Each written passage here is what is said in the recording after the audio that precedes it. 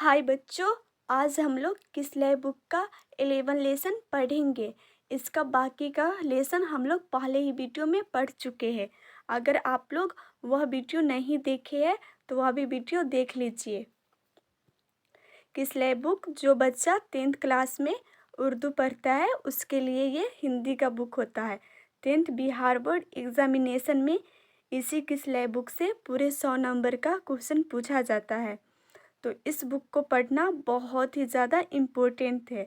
तो आप लोग पूरे ध्यान से पूरे कॉन्सेंट्रेशन के साथ इस बुक का अध्ययन कीजिए। और हाँ, आपको इस चैनल पे पूरे बुक का रीडिंग, प्रश्न अभ्यास और MCQS क्वेश्चन टोटली चीज़ मिलेगा। तो आप लोग ये चैनल भी सब्सक्राइब कर लेना। चैनल नेम है किसलय और लाइक कमेंट शेयर टोटल चीज़ करना। और हाँ, वीडियो बिना स्किप किए पूरा देखना और ध्यान से देखना। आप ध्यान से देखोगे सुनोगे तो जो हम लोग पाठ पढ़ रहे हैं उसके हर एक शब्द को पूरे ध्यान से सुनोगे, देखोगे, पढ़ोगे तो बहुत ही आसानी से आप समझ पाओगे। और जब आप आसानी से समझ जाओगे तो किसी भी क्वेश्चन का आंसर आप बहुत ही इजीली तरीके से लिख पाओगे। तो इसीलिए बिना स्किप किए पूरे वीडियो को ध्यान से देखना। तो लेट्स स्टार्ट द वीडियो। अब हम लोग लेसन पढ़ते हैं।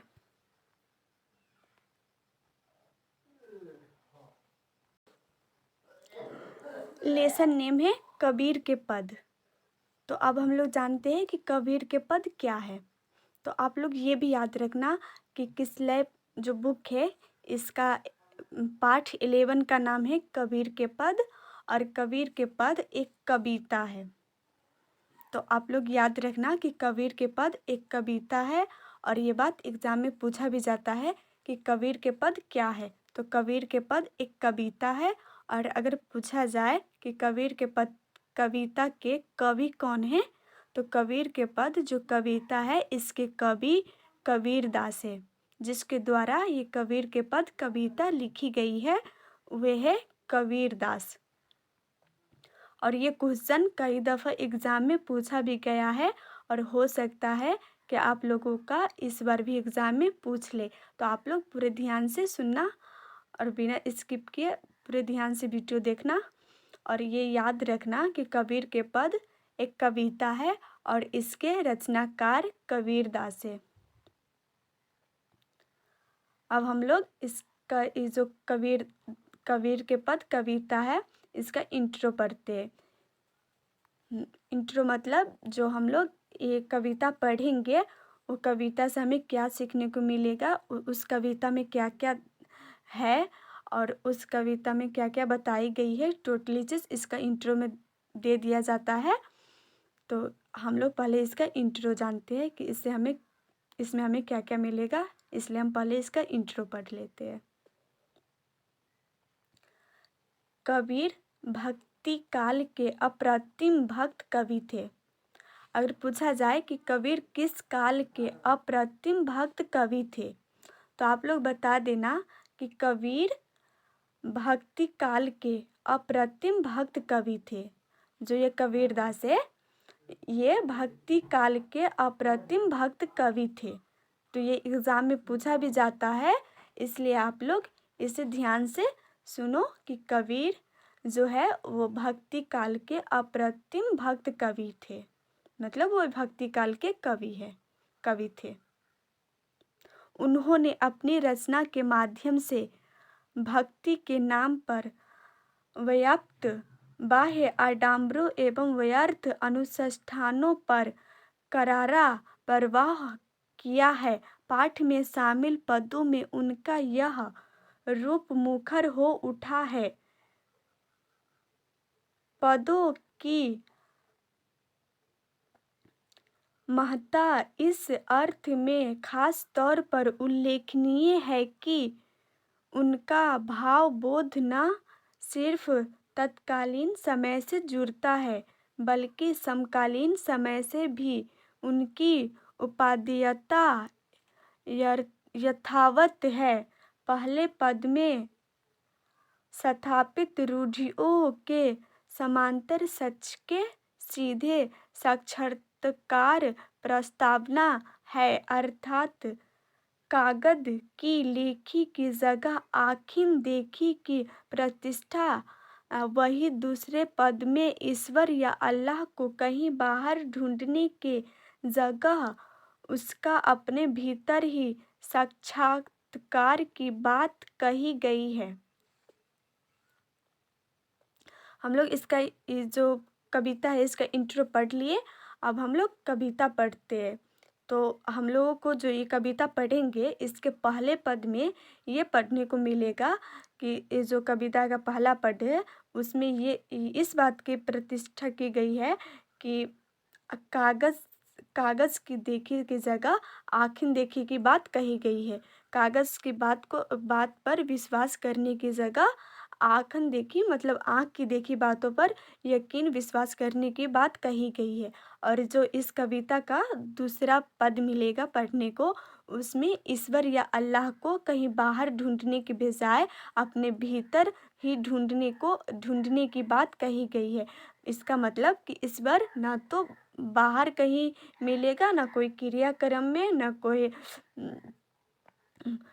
कोई आडंबर में, इस सब में ईश्वर नहीं मिलेगा। ईश्वर को अगर पाना है तो अपने भीतर ही ईश्वर को ढूंढ लो, वो आपके भीतर ही।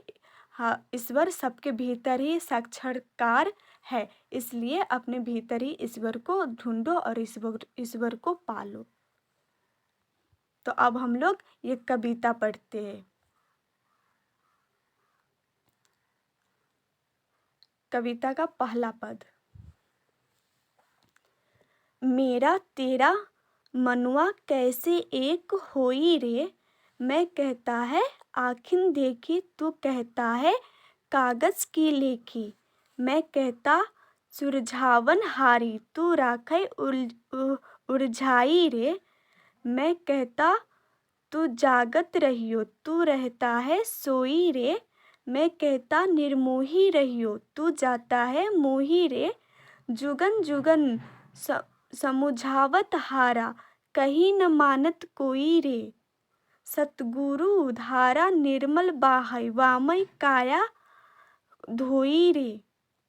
कहत कबीर सुनो भाई, साधो तभी ही वैसा होई रे।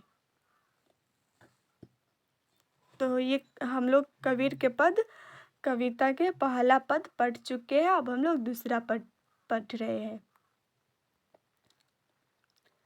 मोको कहाँ ढूंढे बंदे, मैं तो तेरे पास में। ना मैं देवल ना मैं मस्जिद, ना कावे कैलाश में। न तो कौनो क्रिया कर्म में, ना ही जोग वैराग में। खोजी होए तो तुरहिए मिली है, पल भर की तलाश में। कहै कबीर सुनो भाई, साधो सब सांसों की सांस में। हम लोग जो कबीर के पद कविता है इसका दोनों पद पढ़ लिए। अब हम लोग ये जानते हैं यहाँ कबीर दास लिखा है, इसका मतलब है कि ये जो कविता है इसी का इसके कवि जो है उसी का नाम यहाँ दिया गया है कबीर दास। तो ये भी याद रखना। अब हम लोग शब्दार्थ पढ़ते हैं। शब्दार्थ मतलब किसी भी शब्द को समझने बोलने के लिए बहुत ज़रूरी होता है कि हम उसके जो शब्दार्थ होता है उसके अर्थ को समझे। तो और शब्दार्थ भी एग्जाम में पूछा जाता है, तो इसलिए आप शब्दार्थ भी पूरे फोकस के साथ पढ़िए, समझिए और जानिए, और इसे ज़रूरत पड़ने पर अपनी ज़िंदगी में अप्लाई भी कीजिए। तो शब्दार्थ पढ़ रहे हैं। मनुआ, मनुआ मतलब मन। आखिन, आँख। कागज, निर्मोही, अनुराग न रखने वाला। वामय, उसमें। मुख को, मुझको।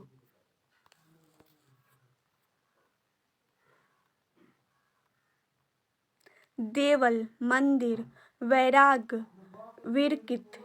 हम लोग जो पाठ पढ़े 11, तो उसका जो पाठ 11 है कबीर के पद वे कविता भी पढ़ लिए, इंट्रो भी पढ़ लिए और शब्दार्थ भी पढ़ लिए। बचा है अब सिर्फ प्रश्न अभ्यास, जिसे हम लोग नेक्स्ट वीडियो में पढ़ेंगे। तो आप लोग वे नेक्स्ट वीडियो भी देख लेना। और हाँ, आप लोग चैनल को सब्सक्राइब कर लेना, ताकि जो हम नेक्स्ट वीडियो पढ़ेंगे 11 लेसन का प्रश्न अभ्यास जो नेक्स्ट वीडियो में बनाएंगे, तो उसका नोटिफिकेशन सबसे पहले आपके पास चला जाए और आप देख ले उसे। इसलिए आप चैनल को सब्सक्राइब कर लेना।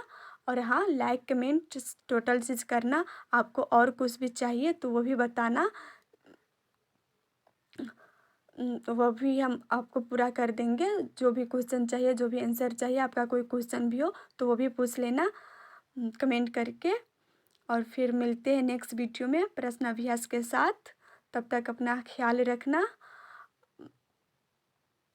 आई होप ये वीडियो आपके लिए यूज़फुल रहा होगा। और thank you for the watching this video.